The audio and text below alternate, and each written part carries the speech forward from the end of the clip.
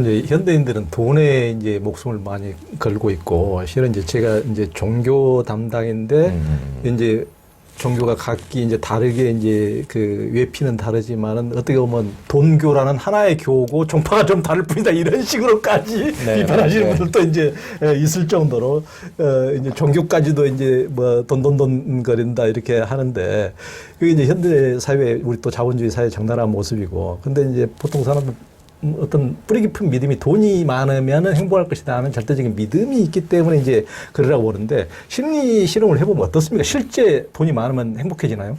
한 7만 불, 8만 불까지 보통 얘기가 나옵니다. 그러니까 돈이 이렇게 없으면 당연히 불행하죠. 그러니까 사실은 없으면 불행한데 무일푼이었다가 연소득 10,000불, 그러니까 1,000만 원 넘죠. 행복해집니다. 삶의 질이 상승하고 행복감이 상승하는데 요게 쭉 가다가 기울기가 쭉 완만해서 떨어지는 지점이 7만에서 8만 불.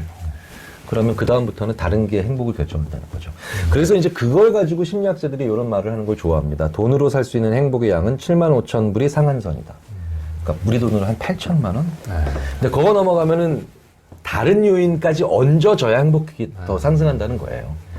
그리고 그게 대부분 소망이죠. 그 돈 가지고 뭘 하고 싶은 거가 있는 사람입니다. 네. 그러니까 그게 없으면 그냥 돈만 많아지는 거고, 심지어는 더 떨어지는 경우도 있죠. 왜 이 돈 누가 훔쳐갈까? 그러니까 부자들이 치르는 형벌이 바로 사람을 믿으면 안 되는 형벌을 치르죠. 그러니까 저는 열심히 저는 부자가 아닌 집에서 태어나서 열심히 살아라, 착하게 살아라, 뭐 최선을 다해라 이런 말을 들었는데 모든 큰 부자들이 자녀 교육할 때 무조건 먼저 해야 되는 게 이것보다 먼저 해야 되는 게 남을 믿지 말아라 이걸 가르쳐야 되니까 그런 면에서 보면 부자들도 치르는 형벌은 분명히 있는 것 같습니다. 그러니까 그 교수님께서 이제 소개한 것 중에서 미국 시카고 주립대 그 이제 직접 배우신 마크 아트만 네, 텍사스 대학에. 아트 마크만. 네, 아트 마크만 교수. 네, 그분이 이제 유대인이라면서요. 유대인들은 뭐 자녀들에게 그 경제 교육이 좀 남다른 면이 있다면서요. 그러니까 뭐 돈에 제목 붙이기? 그러니까 이게 아는 만큼 보인다는 걸 여실히 보여주는 게 유태인 경제 교육인 것 같아요. 그러니까 이제 우리는 유태인 경제 교육을 어떻게 돈을 벌고 근면성실하고 땀 흘려 벌고 돈의 가치를 안다 뭐 이런 쪽으로만 계속 가는데 이 유태인 교육 경제 교육의 핵심은 돈을 어떻게 쓰는가를 생각을 해보게 만드는 거예요. 그러니까 아주 어린애한테 100불이 생기면 어떡할래? 이렇게 얘기를 하더라고요. 그럼 100불이 너무, 5살짜리 한테 100불은 엄청 큰 돈이죠. 근데 막 적어요. 막, 눈깔 사탕 2개, 우리 형 케빈한테는 싫으니까 막 지렁이 사탕 1개만 주고, 우리 옆집 제이는 내가 좋아하니까 걔가 좋아하는 뭐 무슨 꽃을 2개를 사주고, 이런 걸 막 써요. 한 이틀을 써요. 내년, 그 다음에도 또 하더라고요. 그 다음에도 하더라고요. 그래서 이게 성인이 돼서도 해요. 액수는 점점 커지고요. 나 수백만 불 생기면 뭐 할까를 계속 써요. 그럼 그런 어이없는 짓을 왜 해? 자꾸 자기가 뭘 좋아하는 사람인가를 생각해 보는 거예요. 자기 소망이 뭔가를 다듬어 보는 거죠. 그러니까 위시리스트를 자꾸 만들어 봐요. 근데 우리는 그게 없으니까 심지어는 그렇기 때문에 큰 돈을 벌면 한 1년에 한 20억씩 써야 행복해지나? 이런 착각을 자꾸 한다는 거죠. 네. 유태인 경제교육의 핵심은 소망을 만들어주는 거였더라고요. 소망을. 그러면 큰 돈이 생기든 돈을 어디다 쓰고 싶어 하는가를. 그러니까 목적이 있는 돈을 벌죠. 그러니까 목적이 있는 돈을 번다는 건 무슨 뜻이냐면 한번 그 돈을 향해서 쭉 열심히 벌어요. 그 다음에 그 돈을 또 가치 있는 일에 써요. 그러니까 두 번째 돈을 벌고 싶은 동력이 만들어지는 거예요. 네네. 목적이 없는 돈을 벌면요. 그럼 건물주도 되면 그 다음에 뭐 어떻게 할 거냐는 거예요. 그렇죠? 점점 더 허망해지는 거죠. 그러니까 교수님께서 이제 또 책에 쓰신 것 중에 하나가 로또에 당첨돼서 완전 인생 망하는 인간이 있는가 하면 로또 당첨돼서 인생이 피는 인간 둘이 어떻게 구분되는가 그 지점. 그거는 로또에 당첨되고 난 이후에 재테크가 결정하는 게 아니라 로또에 당첨되기 전에 그 사람이 어떤 소망을 가지고 있었느냐 아니면 소망이 아예 없는 사람이었냐가 결정하는 겁니다. 오직 돈만 목적이었느냐. 그렇죠. 네. 그에 따라서 가치도에 당첨돼도 완전 인생 조지는 사람이 있고 비는 사람이 있고 그렇죠. 네. 아주 굉장히 중요하신 말씀입니다. 그런데 김계기 교수님이 이 적정한 삶에서 행복의 척도를 바꿔야 진정으로 행복해질 수 있다고 그랬어요. 그러니까 네. 원트에서 라이크로, 그러니까 원하는 것에서 좋아하는 것으로. 우리는 보통 이제 원트, 라이크 똑같은 거 아니야 이렇게 생각하는 어떻게 다릅니까?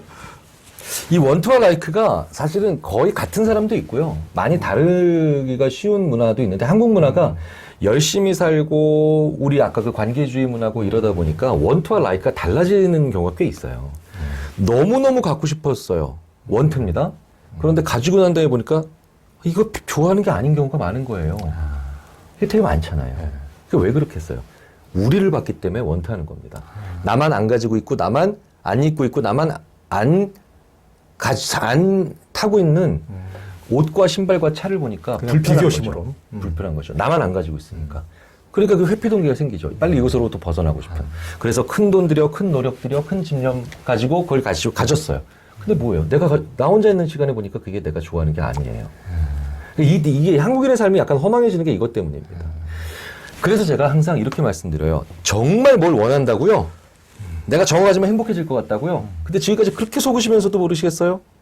그거 나 혼자 있는 시간에 보면 아니라는 거, 내가 좋아하는 거 아니라는 거 알면서. 그러면 그거 안 가지고 있으면서도 행복한 사람들이나 그거 없이도 아무 문제 없이 사는 사람들을 좀 만나보셔야 돼요. 그러면 거기서도 그렇게 간절히 원하면 라이크가 있는 거죠. 예. 네. 그러니까 두 개를 다 테스트를 해보셔야 돼요. 왜 봉사활동 많이 하는 분들이 자기가 뭘 좋아하는가를 귀신같이 하는가가 바로 여기서 나온 거예요. 이 봉사활동을 하는 분들이요. 그냥 가가지고 헌신하고 그 다음에 그분들을 위해서 희생하는 것 같지만 꽤 많은 경우에 보면 그분들이 자기가 뭘 좋아하는가를 정확히 알아요. 내가 내 동창들을 보면서 나도 저걸 가지고야 될 텐데 이러고 있다가도 그거 없이도 행복하게 사는 분들을 보면서 전혀 이게 중요해지지 않는다. 그러면 아이고 이게 내가 원하기만 했고 좋아하는 건 아니었구만. 툭 하고 던져 포기하실 수 있죠.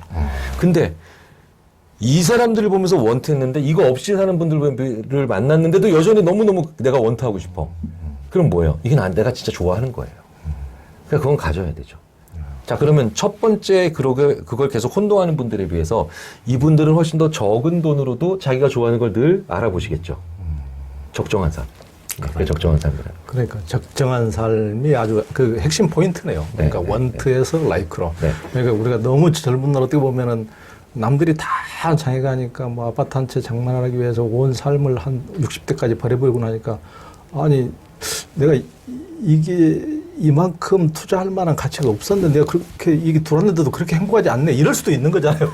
그러니까 아파트를 좋아하는 분들이면 가서 당연히 사셔야 되죠. 그렇죠. 근데 문제는 그 반대편을 확인을 안 해보니까 그저 원트만 가지고 라이크가 있겠거니라고 착각하는 건 되게 우리의 삶을 비효율적으로 만든다는 거예요.